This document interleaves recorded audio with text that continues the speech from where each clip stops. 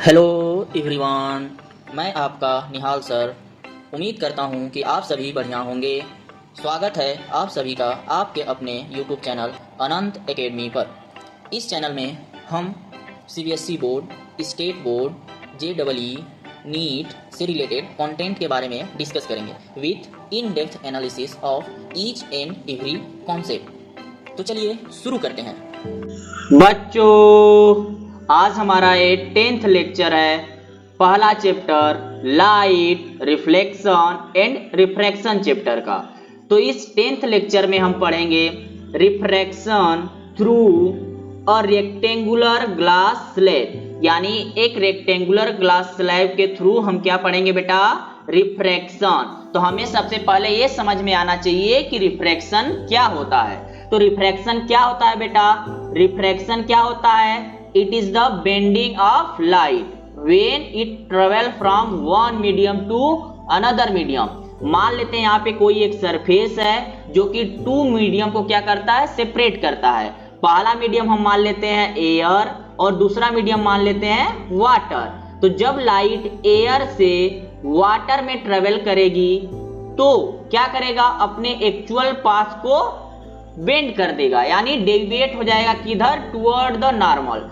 इसी फेनोमेना को हम क्या बोलते हैं बच्चों? रिफ्रैक्शन। अगर इसके बारे में हमें फुल लेक्चर देखना है तो प्रीवियस लेक्चर को देखो, जिससे तुम्हें फुल डिटेल में रिफ्रैक्शन के बारे में पता चलाएगा कि रिफ्रैक्शन होता क्या है, रिफ्रैक्शन के कितने टाइप्स होते हैं, रिफ्रैक्शन का हमारे डेली लाइफ में किधर यूज करते हैं, या डेली लाइफ में जिधर फेनोमेना होते हैं वहां पे रिफ्रैक्शन कहां पर यूज होता है। ठीक है बच्चों, तुम्हें अगर रिफ्रैक्शन जानना है तो प्रीवियस लेक्चर को फॉलो करो, उसके बाद आकर इस लेक्चर को देखो। उसके बाद हर एक टॉपिक, हर एक कॉन्सेप्ट क्लियर होगा। मतलब बेसिक टू एडवांस, यानी जीरो से हीरो तक का सफर है ये सीरीज। समझ में आ रहा है सबको? ठीक है बच्चों, तो हम इस लेक्चर में क्या देखने वाले हैं? Refraction through a rectangular glass slab. Rectangular glass के स्लैब क्या होता है बच्चों? एक ग्लास होता है जो कि रेक्टेंगुलर शेप का होता है। मतलब जब इस रेक्टेंगुलर ग्लास स्लैब से रेज पास होंगी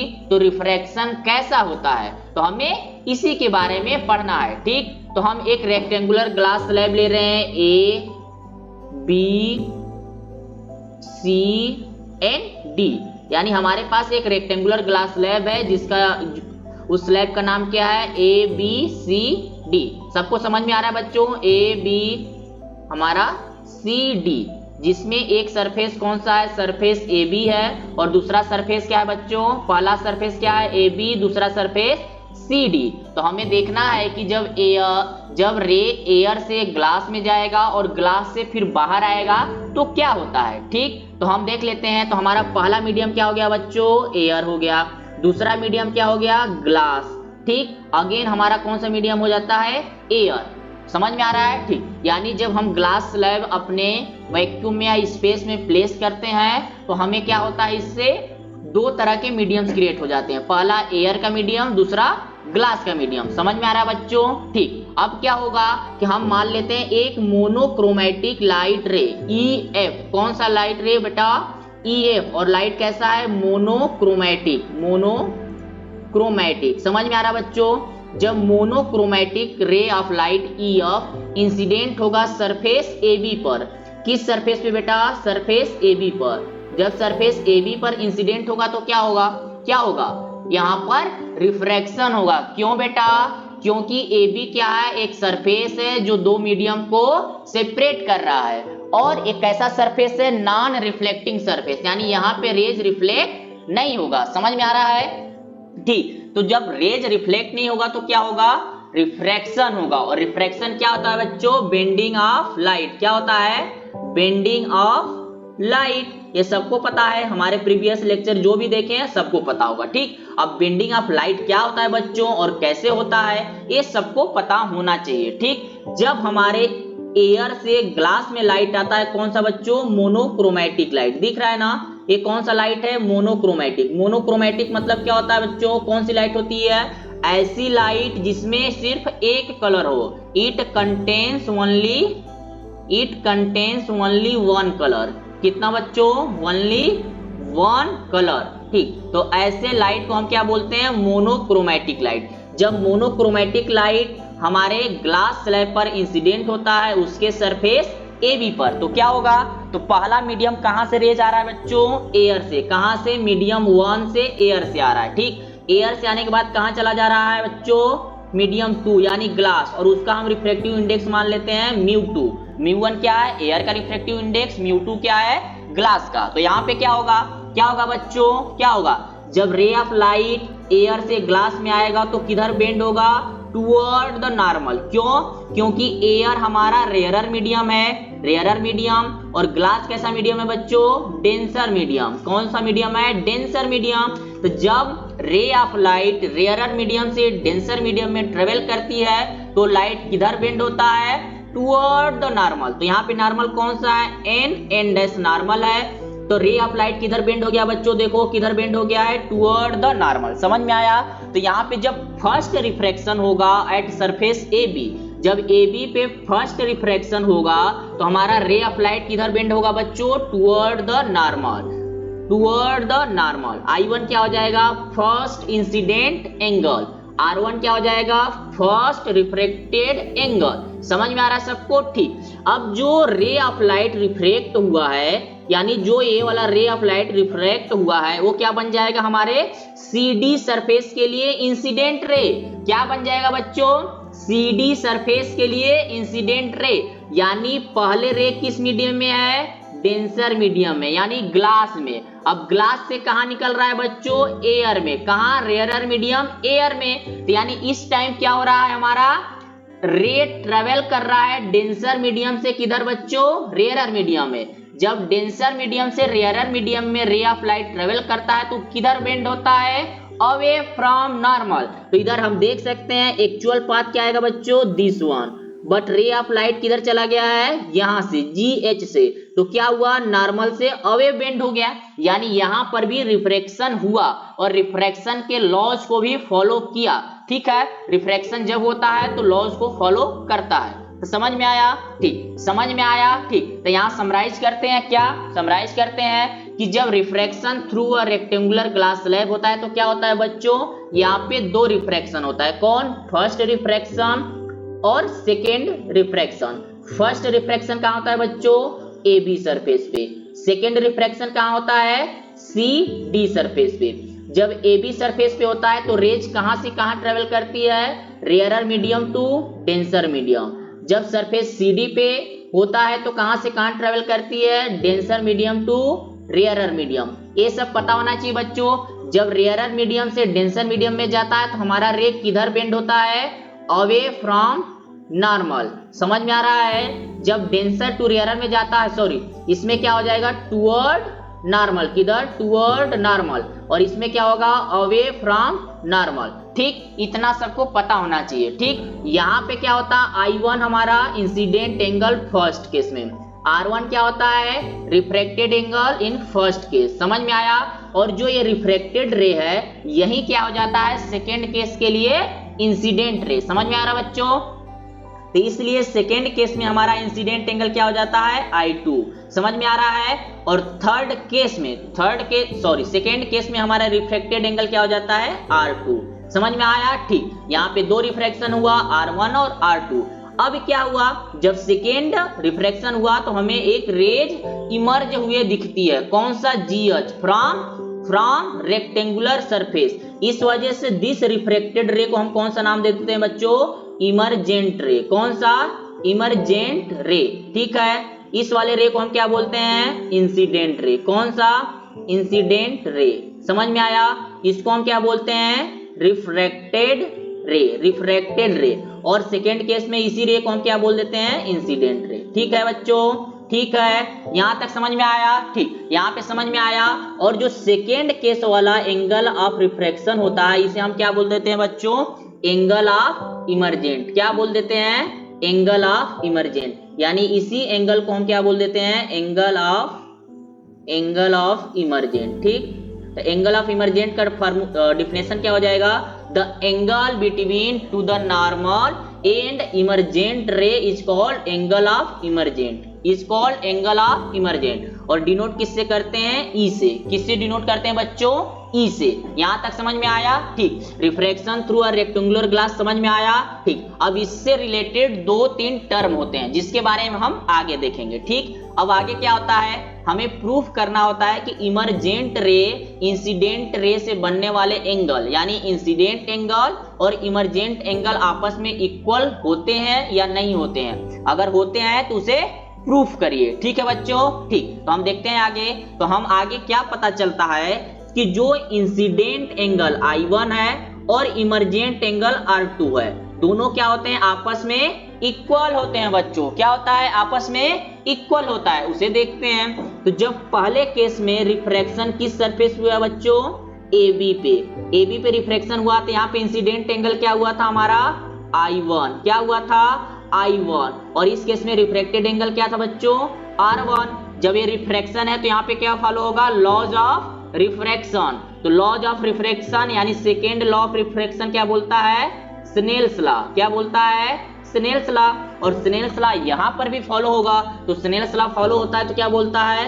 ratio of sine of incident angle that is I1 upon sine of refracted angle that is R1 is equal to mu. Mu क्या होता है? Refractive index of those medium यानी relative refractive index होता है। ठीक है बच्चों? ठीक। अब रिलेटिव रिफ्रैक्टिव इंडेक्स किसका होता है? Refractive index of medium 1 with respect to medium 2। समझ में आ रहा है? ठीक। समझ में आ रहा है? ठीक। रिफ्रैक्टिव इंडेक्स ऑफ मीडियम 1 क्या होता है? मान लेते हैं μ1 और रिफ्रैक्टिव इंडेक्स ऑफ मीडियम 2 क्या है? μ2। क्या है बच्चों? μ2। तो यहाँ पे म्यू क्या हो जाता है? Refractive index of medium 2 that is μ2 upon refractive index of medium 1 that is μ1। तो ये क्या हो जाएगा हमारा? Refractive index of medium 1 with respect to medium 2। समझ में आ रहा है? ठीक। समझ में आ रहा है ना? यहां तक समझ में आ रहा है सबको? ठीक है। समझ में आ रहा है सबको? ठीक। तब देखते हैं क्या होता है। साइन I1 इक्वल टू क्या हो जाएगा बच्चों? साइन I1 इधर μ1 मल्टीप्लाई हो जाएगा तो μ1 साइन I1। ठीक है। उसी तरह क्या हो जाएगा? μ2 साइन R1। ये क्या हो जाएगा हमारा? मान लेते हैं इक्वेशन 1। जब सेम स्नेल्स लॉ कहां लगाएंगे? रिफ्रैक्शन ये 1 था, refraction 2 that is on CD पे लगेगा तो वहां पे इंसिडेंट एंगल क्या हो जाएगा बच्चों? I2 हो जाएगा। क्या हो जाएगा? I2 यहां दिख रहा होगा। रिफ्रैक्टेड एंगल क्या हो जाएगा? R2। और R2 ही क्या है हमारा? Emergent angle. समझ में आ रहा है सबको? ठीक। अब यहाँ पे स्नेल्स लॉ अप्लाई करते हैं तो यहाँ पे स्नेल्स लॉ क्या हो जाएगा? Sine of angle I2 upon sine of angle R2 equal to क्या हो जाएगा? यहाँ पे मीडियम 1 क्या है? μ2 है और यहाँ पे मीडियम 2 क्या है? μ1। क्यों? क्योंकि एयर हो जा रहा है यहाँ पे मीडियम 2। समझ में आ रहा है बच्चों? तो यहाँ पे म्यू हो जाएगा। समझ में आ रहा है? ठीक। तो रिफ्रैक्टिव इंडेक्स ऑफ मीडियम 2 यहाँ पे क्या हो जाएगा? μ1। क्या हो जाएगा? μ1। और रिफ्रैक्टिव इंडेक्स ऑफ मीडियम 1 क्या हो जाएगा बच्चों? μ2।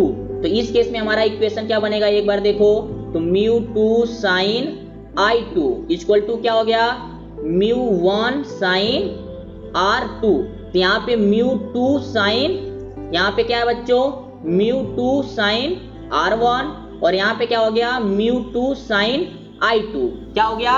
μ2 साइन I2। ठीक है बच्चों? I2 और R1 क्या है? सेम है। I2 और R1 क्या है बच्चों? सेम है। सबको दिख रहा है? तो बच्चों हम देख सकते हैं इक्वेशन 1 में क्या है? μ2 साइन R1 और इक्वेशन 2 में क्या है बच्चों? μ2 साइन I2। तो साइन R1 यानी एंगल R1 क्या है? I2 के बराबर। क्यों? क्योंकि ये क्या है? हमारा एडजेसेंट एंगल है। कौन सा?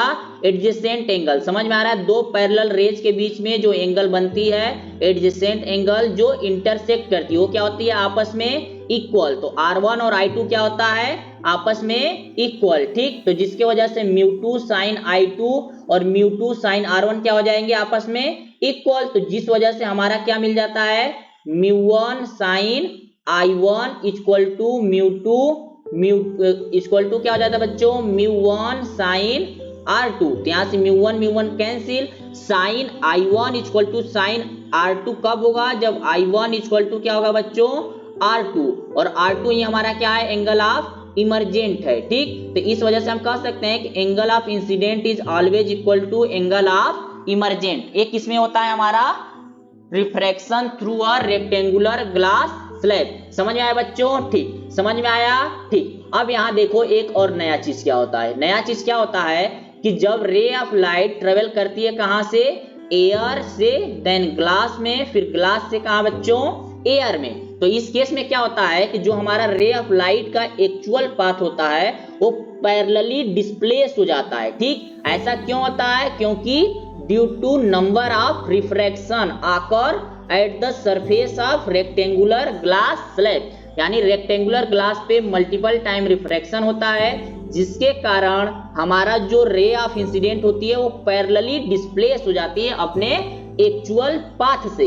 तो यहाँ पे एक्चुअल पाथ क्या है, ओपी, बट रे ऑफ लाइट कहाँ चल जाती है, ओ डैश एच पे। ठीक है, तो ये रे ऑफ लाइट कितना डिस्प्लेस हुआ, इसे ही हम क्या बोलते हैं, क्या बोलते हैं बच्चों, पैरेलल शिफ्ट, यानी लेटरल डिस्प्लेसमेंट। यानी जो हमारा रे ऑफ लाइट है पैरेलली कितना शिफ्ट हुआ अपने एक्चुअल पोजीशन से, उसे हम क्या बोलते हैं बच्चों, उसे बोलते हैं पैरेलल शिफ्ट या लेटरल डिस्प्लेसमेंट। ठीक है बच्चों, तो यहाँ पे हमारा लेटरल डिस्प्लेसमेंट क्या हो जाएगा, ओ डैश एल, क्या हो जाएगा, ओ डैश एल। अब इसका वैल्यू क्या होता है हमारे कोर्स में नहीं है, फिर भी हम लोग इसका फार्मूला देख लेंगे। तो जो लेटरल डिस्प्लेसमेंट होता है ओ डैश एल होता है, वो कितना होता है बच्चों, देखते हैं कितना होता है। देखो लेटरल डिस्प्लेसमेंट यानी ओ डैश एल का वैल्यू क्या आ जाएगा, T upon cos R sine minus I minus R. मतलब क्या हुआ, यहाँ पे टी क्या है, थिकनेस ऑफ ग्लास स्लैब, क्या हो जाता है बच्चों, थिकनेस ऑफ ग्लास स्लैब। ठीक है, ग्लास स्लैब। ठीक, आर क्या है, एंगल ऑफ रिफ्रैक्शन, आई क्या है, एंगल ऑफ इंसिडेंट, आर क्या है, एंगल ऑफ रिफ्रैक्शन। समझ में आ रहा है बच्चों? ठीक, समझ में आ रहा है? ठीक, यानी कितना लेटरली डिस्प्लेसमेंट होगा वो किस पे डिपेंड करेगा, एंगल ऑफ इंसिडेंट और एंगल ऑफ रिफ्रैक्शन पे। समझ में आ रहा है बच्चों? ठीक, समझ में आ रहा है? ठीक, तो यहाँ पे फार्मूला क्या हो जाता है, T into sine I minus R upon R. अब आर क्या होता है, एंगल ऑफ रिफ्रैक्शन, आई क्या होता है, एंगल ऑफ इंसिडेंट, टी क्या होता है, थिकनेस ऑफ ग्लास स्लैब। तब देख लेते हैं बच्चों पैरेलल शिफ्ट या लेटरल डिस्प्लेसमेंट क्या होता है कि the light ray travels through the glass slab and emerges on the other side, यानी सीडी पे।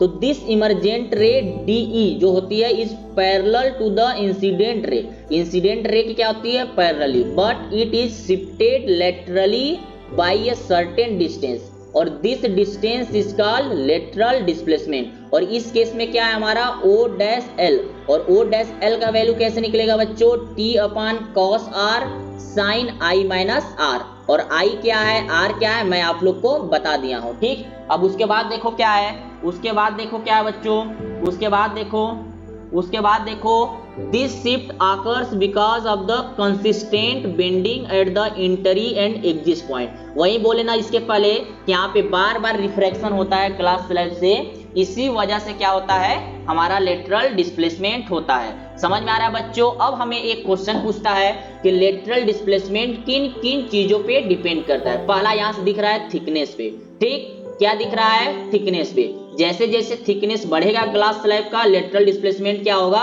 बढ़ेगा। देखो क्या लिखा हुआ है कि more thickness means more lateral displacement. उसके बाद किस चीज पे डिपेंड करता है, इंसिडेंट एंगल पे। किस पे बच्चों, इंसिडेंट एंगल पे। और साइन कैसा है, इंक्रीजिंग फंक्शन है। तो जैसे जैसे एंगल ऑफ इंसिडेंट बढ़ता है लेटरल डिस्प्लेसमेंट भी क्या होता है बच्चों, बढ़ता है। तो देखो क्या है, larger angle of incident larger lateral displacement. अब क्या होता है बच्चों, अब आता है हमारा रिफ्रैक्टिव इंडेक्स। जो हमारा ग्लास स्लैब है अगर उसका रिफ्रैक्टिव इंडेक्स इंक्रीज करेगा तो लेटरल डिस्प्लेसमेंट भी क्या होता है बच्चों, इंक्रीज करेगा। क्या होगा, इंक्रीज करेगा। समझ में आ रहा है? देखो a higher refractive index increases lateral displacement, और इसका अपोजिट क्या हो जाएगा कि जिसका रिफ्रैक्टिव इंडेक्स ज्यादा होता है उसका वेवलेंथ क्या होता है बच्चों, कम होता है। क्या होता है, कम होता है। यानी जिसका वेवलेंथ कम होता है उसमें बेंडिंग क्या होती है बच्चों, बेंडिंग क्या होती है, ज्यादा होती है। समझ में आया?